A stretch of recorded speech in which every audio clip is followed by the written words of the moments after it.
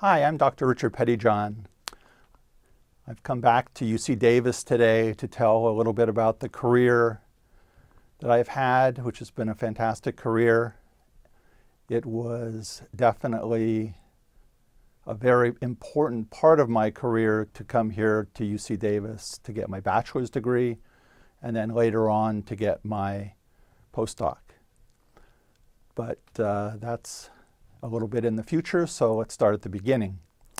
I was born in San Francisco in 1946, so I'm so-called World War II baby boomer, the very start of the baby boomers that will be retiring over the last 10 or 15 years, the next 10 or 15 years.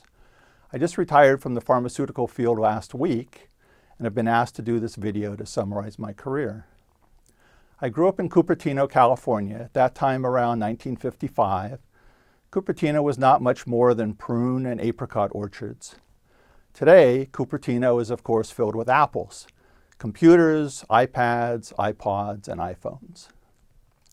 We moved to San Rafael in Marin County, where I attended 4th through senior year in high school.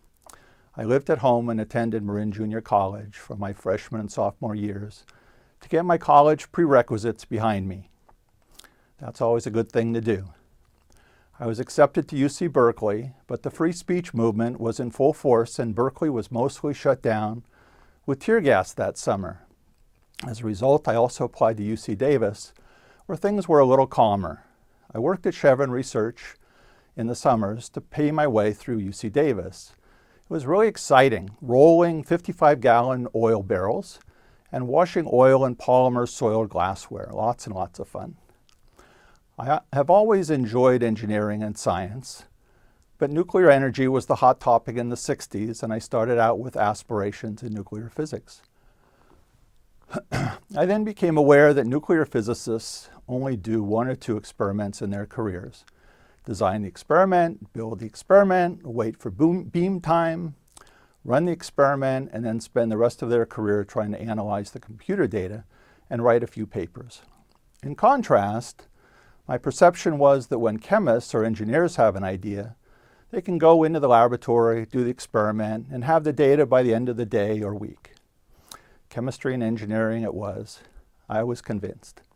I was fortunate in making friends with one of the chemistry TAs, and soon I was offered the use of an extra desk in their nuclear chemistry research laboratory, where I could meet and work with the other PhD graduate students in the group and see them in action. During the next summer, I was offered a position to do my own experiments using the new cyclotron at UC Davis. By then, I was taking some of the graduate courses at UC Davis. It was just sort of fun. I graduated in 1969 with my UC Davis BS degree in physical chemistry and was accepted by the University of Nebraska into a nuclear chemistry research group doing high-energy chemistry induced by neutrons. I must say, my excellent education that I received at UC Davis allowed me to test out of many of the graduate level courses offered, and I finished my graduate curricula and research in 3 years instead of the normal 4. I was offered the following deal: write up your PhD research and graduate now, or go to Brookhaven National Laboratory for a year to do another research problem and graduate in a year, all expenses paid. Within a month, I was arriving at the gates of Brookhaven on Long Island in New York. A year later, I graduated with a dissertation with Part A and Part B, the 2 problems I had solved. I then contacted the professor that I had worked with back at UC Davis, and he offered me to grant support to postdoc until I found my first job. So back to UC Davis I came. At that time, I aspired to be a professor at a university, and so I began to send out resumes. A typical response was, "Dear Dr. Pettyjohn, thank you so much for your resume. You are one of 400 applicants for this position. We'll let you know." My first real job was with Stanford Research Institute, which is now SRI International. I joined a radiation physics group that was doing photographic image enhancement of underexposed photographs using radioactive isotopes. The project was initially funded by the Navy, but I later ran the program and expanded funding to include National Institutes of Health, Naval Intelligence Support Center, Defense Institute Analysis, Air Force Office of Scientific Research, and the Federal Bureau of Investigation.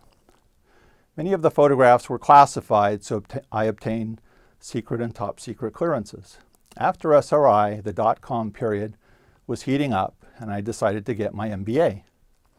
Before I could start the program, I took a slight detour that eventually resulted in the same experience.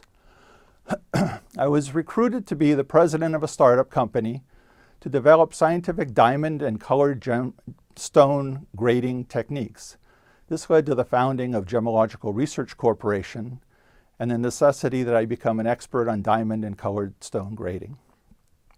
I learned business management by total immersion. This real-time experience was probably much better than any MBA. Skip ahead a few years and I found myself as a contractor at Inhale Pharmaceuticals, now Nectar Pharmaceuticals, located in San Carlos. They developed an inhalable insulin powder and were preparing for their FDA inspection to allow commercial manufacturing and distribution. I solved some of their manufacturing problems and learned the art of facility validation there. The head of engineering left Nectar and went to Chiron in Emeryville. Soon after, I got a call from him indicating that they had an urgent manufacturing problem and could I please come and help solve the problem. When I arrived, I found that there was a defect in about 1/4 of all the product vials that they were producing. 10 lots of 100,000 vials each were in quarantine and may need to be destroyed if the problem could not be solved quickly. Total value, $10 million in quarantine and possible shutdown of the plant by the FDA. Loss of over $1 billion per year. Good, no pressure at all on that one. I was able to trace the problem to a vial washer that was making a stainless steel scratch when the nozzles entered the vial. The solution was to cut the nozzles so that the nozzles did not enter the vials but still achieve efficient washing. Number of bad product vials immediately went down from 250,000 to 0 per day.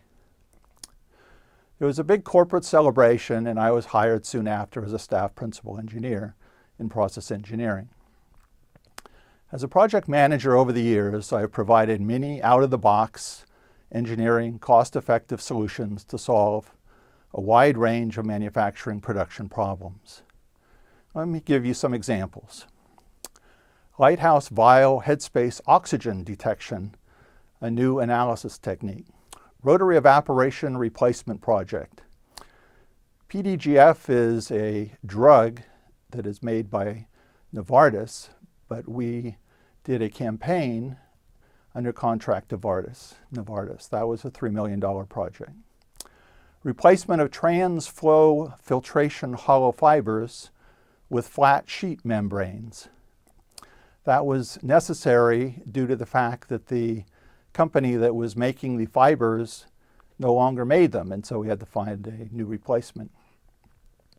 Vial weight check frequency extension, vial risk assessment, new tank implementation project, tank scratch remediation, raw material risk mitigation, annual product reports.